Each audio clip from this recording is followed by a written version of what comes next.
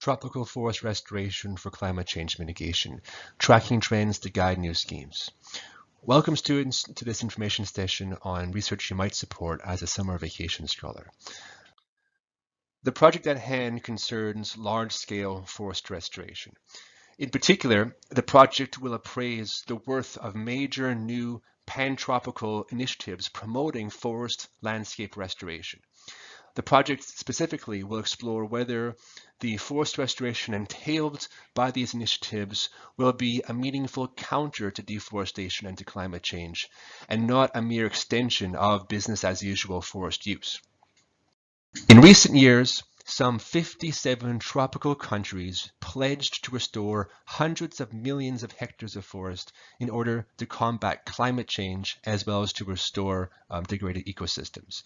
Through the Paris Climate Change Accord, the Bonn Challenge, and similar global initiatives, these countries have committed to unprecedented reversals of their trajectories of forest change, as well as committing to effectively transformations of the nature of their forest cover, now notably with a large measure of central planning involved. Currently, the area to be restored is just shy of 300 million hectares. To put this in perspective, this area is slightly greater than that of Western Australia. If realized carefully, such large-scale forest restoration would help considerably to limit climate change to 1.5 degrees of historic levels by increasing the land sink of atmospheric carbon, seen here. This carbon sequestration in expanding forests would also buy the world a crucial bit of time, perhaps 10 or 20 years, to more fully and properly reduce its fossil emissions, being of course the underlying cause of climate change. Now, the pledged forest restoration can be natural forest, it can be planted forest as plantations, and it can be agroforestry, being somewhere in between these two. However, 2/3 of this pledged reforestation is expected to be commercially planted or managed forest cover. For example, coffee plantations, plantations for wood chips, agroforestry for rubber, and so on. This is a reflection of the need for economic incentives for both landholders and the pledging governments alike. In this context, experience suggests strongly that there is a major risk of business as usual forest use and even a forest conversion now under the guise of forest restoration. If this perverse outcome were to occur en masse via these large-scale forest restoration initiatives, then the climatic and ecological benefits of the forest restoration at hand would be seriously and probably fatally undermined, squandering thus rare global momentum towards climate change mitigation. So to illustrate the risks of these perverse outcomes, consider, for example, how politically attractive modes of forest restoration have promoted forest loss and landholder displacement in Borneo. There, over the last 30 years or so, almost half of all planted tree cover was established over degraded natural forests, estranging in the process the Dayak indigenous from their customary lands. Now, worse still, my research suggests that up to half of this planted tree cover may be re-cleared after 15 or 20 years of establishment, as the tree crops or trees are variously harvested, land uses in the landscapes shift once more, and wildfires increase in the surrounding restored landscapes. If this pattern is generally true, then commercial reforestation and forest restoration as practiced across the tropics is a risky model indeed to replicate going forward through these forest restoration initiatives. So let me illustrate otherwise the risks entailed in this large-scale forest restoration as currently envisaged. Consider here the apparently perverse outcomes of tropical agroforestry and planted reforestation according to my coarser study observations over the last 30 years. Now, current areas of planted tree cover have historically lost more tree canopy than they have gained. Further, these gains in tree canopy within current planted areas. Almost half of these gains were so-called flip-flopping gains, characterized by rapid or regular alterations between presence and absence of tree cover. Now, clearly, while these flip-flopping gains would limit potential carbon sequestration across the planted areas, the net canopy losses, shown here in red, would be a net source of carbon emissions.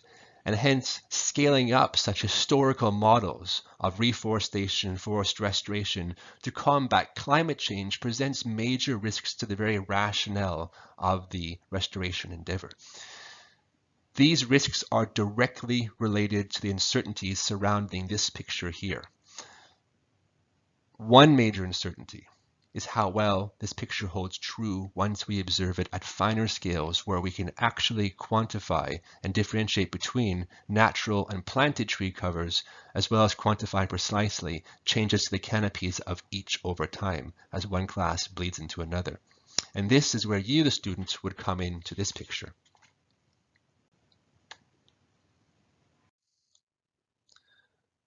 In order to guide the forest restoration pledges towards optimal outcomes, this project will utilize geospatial technologies to define a pantropical baseline of the modalities and the outcomes of recent reforestation across the tropics. Attention here will focus on refining measures of net forest change, or indeed net tree cover change in these plots, as well as to describing the displacement of landholders due to the process of reforestation. So, in a nutshell, for a set of plots sampled across the area of current planted tree cover in the tropics, including agroforestry, seen here on the left of the slide, students will be trained in geospatial sampling and then in image interpretation in order to record both the biophysical and the agrarian aspects of prior land cover change leading up to reforestation in question, doing so using high-resolution imagery integrated into Google Earth, as shown here in the center of this image. These observations, year by year, land cover by land cover, for areas currently reforested, will, as a whole, reveal which early land uses and land user types were overtaken by the planted reforestation in question, which land user types carried out the reforestation, how much natural and how much planted forest or tree cover was initially present, and how much was converted in which ways and at which times to different forms of planted tree cover of today, such as, for example, agroforestry, industrial plantations, by commodity, and so on. Next, upon amassing observations plot by plot in this way, you will then be instructed in data mining techniques by which you'll be able to derive a typology of the historical trajectories of reforestation by current kind of planted forest cover. This typology will unpack the predominant modes of reforestation in terms of the nature and the persistence and the magnitude of their tree cover changes, as well as their respective tendencies towards forest conversion and towards agricultural displacement. So given this, you may be asking, well, who will care to know all the findings? There are a number of stakeholders I could go through. The foremost of them is the major interest group of the national and international agencies undertaking or otherwise promoting the forest restoration pledges for climate change mitigation. As I mentioned at the outset, there are at least 57 countries having already committed publicly to restoring nearly 300 million hectares, many under the auspices of the United Nations Paris Climate Change Accord. Interest is extremely high amongst these national stakeholders, as well as their coordinating international bodies. Consider, by way of illustration, the case of Indonesia. Indonesia committed to reduce its total national carbon footprint by 30 to 40% in coming decades. And 2/3 of its national emissions come from land use change and forestry. The Indonesian government, rather its Ministry of Environment and Forestry, is therefore a collaborator in this research project, as well as in parallel research concerning wildfire prevention on restored forest lands there. A related interest group includes the Partners Research Coordination Network for Reforestation Science, as well as the United Nations Food and Agriculture Organization, or the FAO for short. The Partners Network and the FAO sponsored this project initially to clarify tropical transitions towards planted tree cover, which are of interest to the land change science community generally. But the Partners Network also serves as an impromptu advisory body of sorts to various multilateral environmental policy fora that are shaping the forest restoration activities of interest here. So as a member of this network, it's not impossible that I may well be able to convey your findings, perhaps directly to a minister's ears. Last but not least, it should not be overlooked that marginal landholders and environmental NGOs also comprise a major interest group or stakeholder. As these forest restoration schemes take shape, they are invariably adopted and nurtured by NGOs seeking to enhance their social and ecological impacts.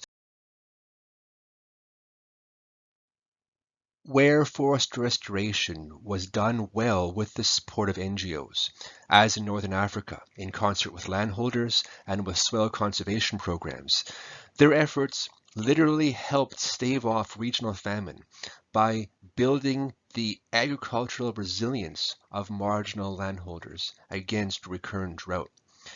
It is therefore not an exaggeration to state that the benefits of getting this forest restoration initiative right are as great as would be the costs of getting it wrong.